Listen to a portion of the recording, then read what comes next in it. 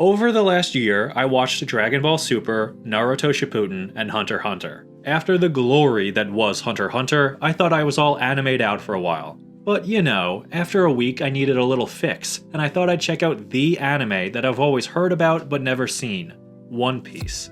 I figured I'd watch a couple episodes to feel it out and then move on to The Crown Season 4 like the good, tidy little priss that I am. What I discovered is that I am also an absolute sucker for shonen, and I burned through the first 60 episodes in under a week, the episodes that make up the East Blue Saga. These are my first impressions of One Piece.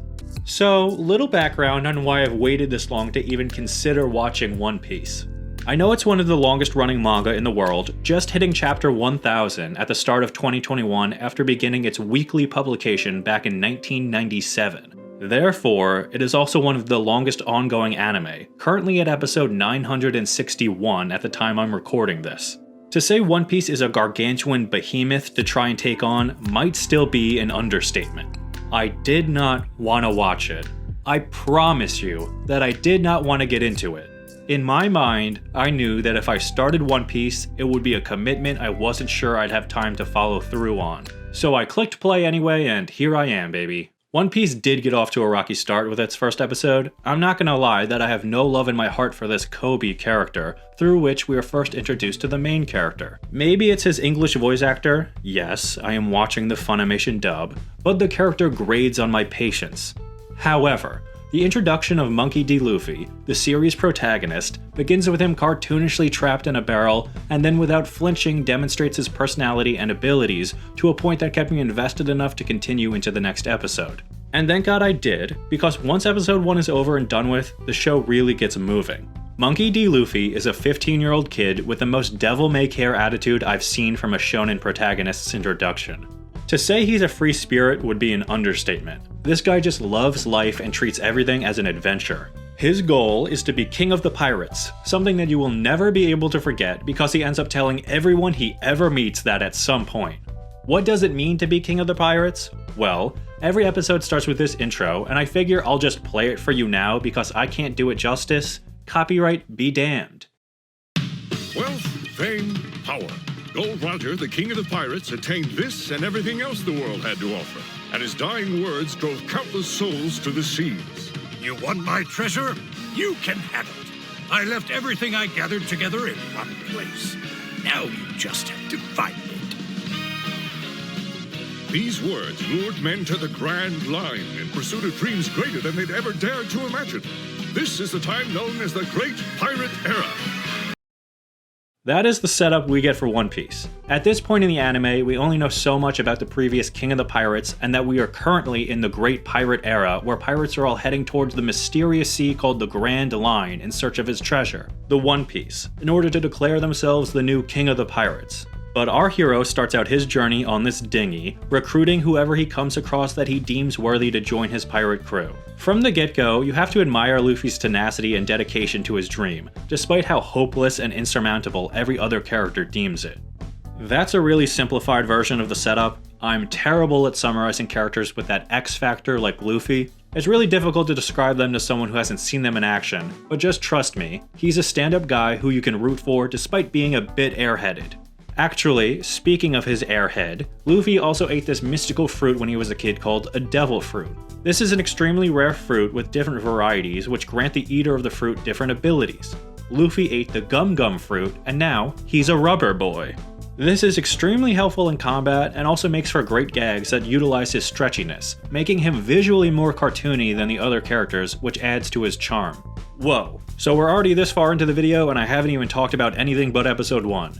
Okay, so moving on. The East Blue Saga is the first saga of One Piece, but encompasses a few different arcs. These include Romance Dawn, Orange Town, Syrup Village, Baratie, Arlong Park, and Log Town. This saga is dedicated to putting together Luffy's crew before he makes his journey to the mysterious Grand Line. The first character we are introduced to is probably also my favorite character so far, Zoro. We hear that Zoro is this infamous pirate hunter, but we see him held prisoner in a marine fortress. The Marines are essentially the law enforcers of the One Piece world. Luffy hears that the reason Zoro is being held prisoner is because he stood up for one of the little girls in town against the spoiled son of the Marine captain. Luffy offers to break Zoro out if he'll join Luffy's crew, but Zoro refuses. Zoro has his own goal and doesn't feel the need to ally with a pirate, and his punishment is almost over. He just needs to last a few more days without food in his imprisonment, and then he'll be set free. So Luffy leaves him as is and heads back into town. This time, he overhears the spoiled son saying that Zoro is going to be executed no matter what. It's then that Luffy clobbers this dweeb and then heads back to help free Zoro. In doing so, he brings Zoro his 3 swords because Zoro is a master of 3-sword style, where he dual wields and also grips another sword in his mouth. Just treading that fine line of being too dumb and also pretty cool. Together, they take down Captain Axe-Hand Morgan, and Zoro agrees to join Luffy's crew, stating that his own dream is to become the best swordsman in the world, and Luffy finds it fitting that the king of the pirates should only have the best swordsman on his crew. Kobe stays behind, thank God, to attempt to join the Marines, as that is his dream, and Luffy and Zoro sail off in their dinghy with the town waving them farewell. From here, we get some backstory on Luffy's childhood. I'm going to cover it all now, but I believe in the manga, all this information actually came before anything else I've described so far, which I think the anime should have followed, but alas. We see Luffy as a young kid in a bar with an entire crew of pirates. From dialogue and the general attitude of everyone there, it seems like these pirates have set up shop locally for a while, at least long enough for Luffy to befriend them and for the barkeep to have a nice relationship with them. Luffy is begging the pirate captain, red-haired Shanks, to take him out to sea. Luffy already wants to be a pirate, but Shanks refuses. Then a crew of mountain bandits show up demanding booze. Unfortunately, the pirates have cleaned the place out, but Shanks offers the bandit leader the last bottle. The leader shatters it and gets the alcohol all over Shanks, but instead of fighting the bandit leader, Shanks goes to clean up the mess and the bandits leave, taunting the pirates. Luffy is furious over how the bandits treated Shanks and how Shanks refused to stand up for himself, claiming that he wasn't acting like a true pirate. Shanks tries to explain to Luffy that it wasn't worth getting into a fight, and in frustration, Luffy turns from him and begins eating a piece of fruit Shanks had on the bar counter. Shanks sees this and freaks out, demanding that Luffy spit it out right away, but as Shanks shakes him, Luffy's legs stretch out. He's just eaten the Gum Gum Devil Fruit. This is what gives him his rubber powers, but those who eat the Devil Fruit are supposedly hated by the sea, and they lose their ability to swim. Later, Luffy challenges the mountain bandits to a fight in order to defend Shanks' honor, and they attack him. He is about to be killed by the bandits when Shanks and his pirate crew show up. One bandit holds a gun up to Shanks' head, and Shanks says that guns aren't for threats, they're for actions. Then one of his crewmen blows the head off of the bandit threatening Shanks. Shanks then says he can stand for a lot, but not when someone threatens his friends. Then another one of Shanks' crew takes out all the bandits but the leader in an instant. The bandit leader gets away with Luffy. He sails out to sea in a rowboat and tosses Luffy into the ocean. Due to Luffy's devil fruit consumption, he begins to drown, but a sea monster arrives and eats the bandit. The sea monster then targets Luffy, who is saved at the last minute by Shanks. Shanks then stares down the sea monster and it flees in absolute terror. Luffy begins to cry in Shanks' chest as it is revealed that Shanks lost his arm, saving him from the monster. Soon after, Shanks and his crew get ready to sail back out to sea, and Luffy claims that he will become a great pirate all on his own. After some loving chiding from Shanks that he'd never take Luffy as part of his crew, Luffy claims that he will become a greater pirate than Shanks, that he'll find the greatest treasure in the world and become the king of the pirates. Shanks leaves Luffy with his straw hat, claiming that it is the most valuable possession that he owns and that one day he wants Luffy to return it to him, but only after he's become a great pirate. It's with that backstory that we learn all we need to about what drives Luffy as a character. He made a promise to a man he greatly respected, and he intends to keep it. I really enjoyed seeing Luffy's backstory at this point. It felt like it was a powerful look at what drives our hero, and to see something that is so heartfelt and relatable this early into the story gave me the first hint that this show was going to be something special. I have to admit though, I'm a sucker for this heartfelt shonen backstory shit, but I actually didn't cry watching this show until another character's heartfelt backstory, but we'll get to that. The East Blue Saga is excellent at introducing the viewers and Luffy to these new characters, and then providing them with enough of an arc and backstory as to feel real in a richly developed world we are only catching a glimpse of through Luffy's journey. One of the most interesting parts is when Luffy gets a new crew member. Then we get to see how they react to the new surroundings, and it helps to fill us in on their personality and how everyone is going to mesh together. Once you come to know the general structure of this saga, things do get a little predictable, but in a way that feels organic and is still able to subvert and entertain. So now that we met Zoro, there are 3 other members of the crew yet to recruit. I'll go through my thoughts on the remaining recruitment arcs a bit quicker. So, interspliced between Luffy's adventure so far have been little glimpses into this red-haired thief who has always been just on the edge of the events in the story. She is Nami. She's a thief who loves treasure. Luffy crash lands in front of her from a bird he was trying to capture to eat as she is being chased by pirates. Nami uses Luffy to distract the pirates, but Luffy just beats them all up, and upon finding out that Nami is a navigator, he asks her to join his crew. She refuses, saying she hates pirates. Through some hijinks, Nami ends up using Luffy to get in well with the captain of the pirates who were chasing her down after she stole a map of the Grand Line from them so she could save her own ass. This is Captain Buggy, a horrifyingly odd clown man who really has that red nose and is very sensitive about it. He wants Nami to kill Luffy as proof of loyalty. When she won't do it, he prepares to kill her, but then Zoro shows up and starts to whoop some ass. During the fight, it's revealed that Buggy also ate a devil fruit, the Chop Chop fruit, and he stabs Zoro in the back. So instead of continuing to fight, Zoro decides to haul ass with a massive cage on his shoulder. The trio are chased by some of Buggy's men, and Zoro is forced to drop Luffy, who stands before a little dog guarding a store. The mayor of this town, a man in some dumbass looking armor, tells Nami and Luffy about the town being abandoned because of the pirates. He also explains why the dog is guarding that store and won't move. That was his owner's store, who died several years ago. The dog understands that his owner is dead by this point, but the dog is guarding the store because it was precious to his master. That store is the dog's treasure, so he guards it every day, no matter what. Then Luffy is accidentally freed from the cage by this henchman of Buggy's and his giant lion. The dog defends the store against the beast tamer, giving it everything he could, but he was no match and is severely beaten. Having been touched by the story of the little dog, Luffy explodes in a rage and demolishes the beast tamer. After seeing this, Nami agrees to work with Luffy for now. Essentially from here, there's just a good old-fashioned fight where some fairly badass shit happens, then Buggy is blasted off and the crew flees from the town. The townsfolk return, looking for their mayor and to fight off the pirates. With the mayor unconscious, the townsfolk don't understand that Luffy and crew drove out the Buggy pirates, and they are chased out of the town with smiles on their faces. So this next arc is probably my least favorite of the saga, Syrup Village. The reason I don't like Syrup Village that much is because it moves slowly. I don't think the pun was intended there, and it never has that moment of genuine heart that the previous arc had or the subsequent arcs have. I'm not saying that this arc doesn't have good characters that you can root for, it just doesn't quite have that realistic, simple tragedy to it.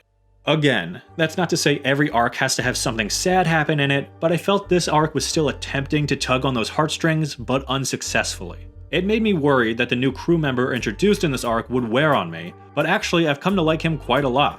So this arc isn't a bad or irredeemable one at all. It's solid, it's just a lower tier arc than the rest of the saga, and maybe that's because it's a story we've all pretty much heard before but just added into the One Piece universe. This is the boy who cried wolf. I'm sure I'm not breaking any new ground by saying that. This is a pretty beat-for-beat retelling of that story, but instead the boy who cried wolf has always had dreams of becoming a pirate. This story focuses on Usopp, this long-nosed motherfucker who just lies all the time to everyone. His big lie is to apparently run through the town every morning and scream that pirates are coming, only to be chased out of the town by armed townspeople. He also commands a group of 3 smaller children as the captain of the Usopp Pirates.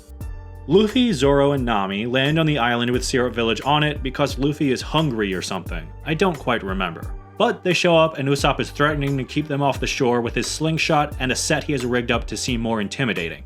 The Straw Hat crew sees through this pretty quickly, and Luffy recognizes Usopp as the son of a pirate on Shanks' crew. Usopp is excited to hear that Luffy knows his father. Usopp didn't know him for long, since he left to pursue being a pirate when Usopp was still young. So, Usopp shows the crew around and introduces them to his crew. Then we find out that Usopp has been visiting this sick rich girl by her bedroom window some days to tell her some of his self-aggrandizing lies about his supposed journeys at sea. Usopp and Kaya both seem to be on the same page that these are lies, but Usopp is doing it to cheer her up, and she is going along with the lies because Usopp does make her happy. However, this particular time, Usopp is driven away by the girl's butler, Calidor, who berates Usopp's class and character in front of Kaya and the other Straw Hats. He then insults Usopp's father, which causes Usopp to lash out and then run off in embarrassed shame, while Zoro and Nami keep Luffy from smacking around Calidor himself. From here, the arc begins to go a bit off the rails and things become too predictable, convenient, and stagnant. To wrap up, I just think that this arc definitely felt a little less original and adventurous than the other arcs, and it didn't have to be. Like, the entire back half of the arc and all the fighting goes down in this bland-looking hillside. Stuff like the environment not ever really shifting kept the arc from feeling as dynamic as the earlier ones did. I won't spoil what else happens, as I think it's entertaining to watch and worth a view for yourself. There are a couple twists and badass moments, but the bottom line is by the end, Usopp joins up with the crew and Kaya provides the Straw Hats with their first real ship, called the Going Merry. A name that I was on at first, but eventually came around to. After the Syrup Village arc, we get a couple episodes of the new crew being together, the design of their pirate flag, and a touching flashback episode for Zoro. Then, Luffy and Usopp are playing around with the new ship's cannons, and shortly after, they find themselves boarded by a bounty hunter. Turns out, this was a fellow classmate of Zoro's, and he has another former classmate who is with him who is sick. Nami understands what's going on and gives him a lime to eat. He was suffering from scurvy, and this solidifies in the crew's mind that they need a cook on the ship to keep them properly fed. So the next stop is to the Baratie, a restaurant in the sea known for its cooks who fight. The Baratie arc of this saga is hands down my favorite. It is an arc where shit hits the fan. There is incredible setup and foreshadowing for the future, and it's all wrapped around the introduction of great characters with a deeply heartfelt connection that brought me to tears by the end. I almost don't even want to talk about it because it is something that should be experienced, but we're this far in and I'm not stopping now. So the gang is actually intercepted by a marine ship upon arriving at Baratie, and the marine captain casually fires a cannonball at the Straw Hat ship, which Luffy is able to redirect with his rubber body, but it also hits the restaurant. So Luffy is indebted to the head chef and owner of the Baratie, Zeph, who wears this massive chef's hat for 1 year of labor. Luffy is obviously upset at this and tries to figure out a way to reduce his debt. Meanwhile, the marine captain who fired at Luffy is dining at the restaurant with the sous chef Sanji serving him and his girlfriend. Sanji wittily humiliates the captain every time he attempts to self-aggrandize himself to impress his girlfriend, and in turn, the captain destroys the food on the table, only for Sanji to beat the piss out of him, infuriated the captain would ever waste any food.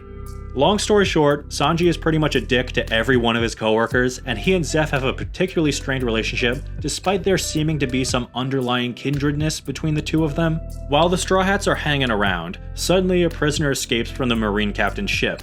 This prisoner was a member of the infamous Dawn Creek Pirates, the largest fleet of pirates in the East Blue. He kills some marines and begs for food from the restaurant since he is starving. The cooks deny him since he has no money, but against everyone's wishes, Sanji provides him with a meal so that he doesn't starve. Zeph catches Sanji but doesn't reprimand him. The pirate's name is Jin, and he tells Sanji and Luffy how he ended up starving. Apparently, the Dawn Creek pirates tried their hand at sailing into the Grand Line, but their entire fleet was decimated, and he warns Luffy of ever traveling there. Luffy and Sanji see Jin off and return to work at the restaurant, where not soon after, Jin returns with Dawn Creek himself, weak, starving, and on the verge of death. No one wants to feed Dawn Creek and save him. He is an infamously brutal pirate known for betraying those around him. Yet, Sanji goes to feed him anyway, despite the cook's protests, and Dawn Creek immediately betrays them and demands meals for the rest of his starving men and ownership of the restaurant. The cooks again refuse to prepare the meals, but Zeph agrees. It is revealed that Zeph was once a great pirate himself who traveled in the Grand Line. It is also revealed that Dawn Creek's fleet was taken down by one man, Hawkeye Mihawk, the greatest swordsman in the world. Just as we're hearing this, Dawn Creek's ship is cut in half. Hawkeye Mihawk followed them.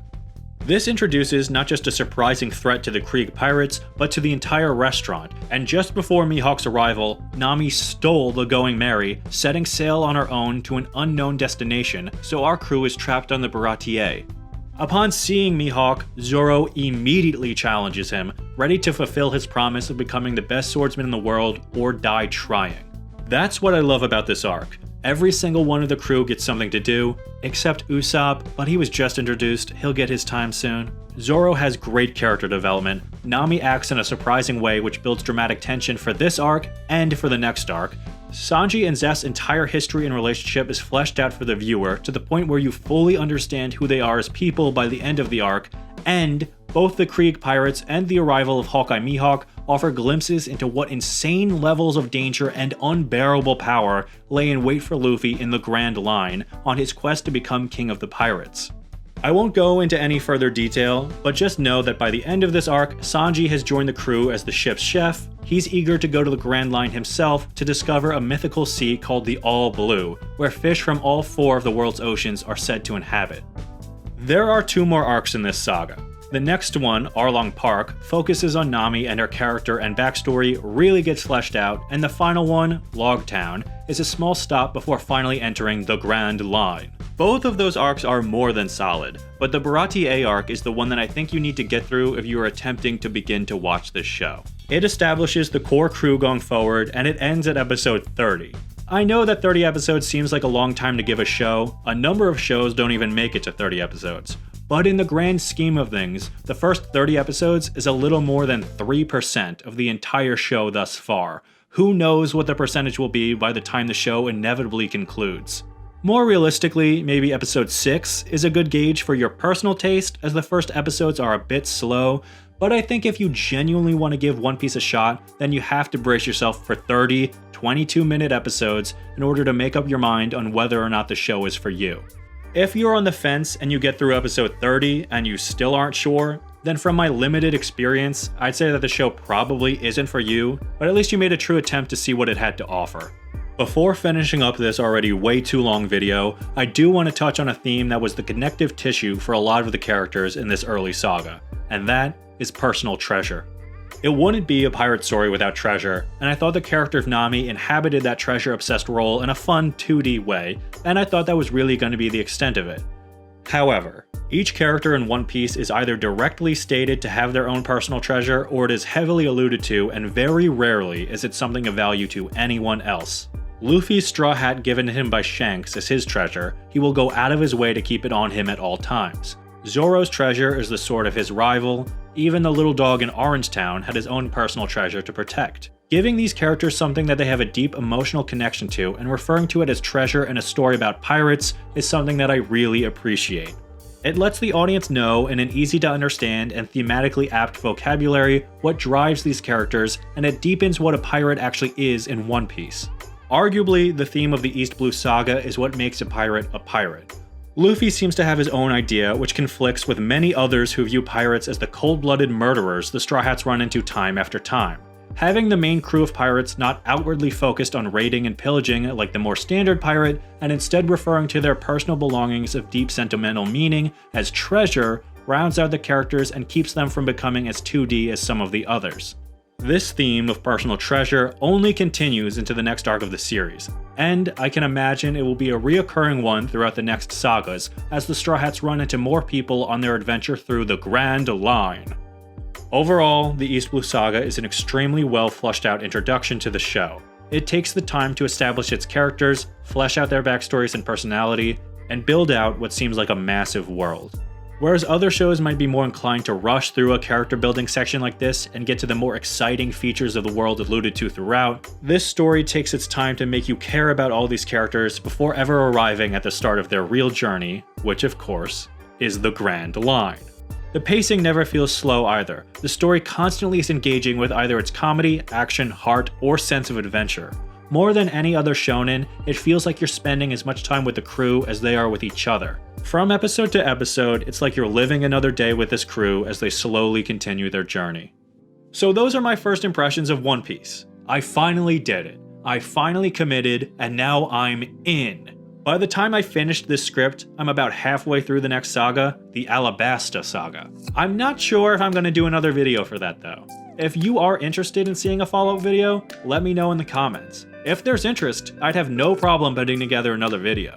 Either way, I'm still having fun with One Piece, and the next saga is refreshingly different than the first, and oof, I'm loving the Grand Line as a concept.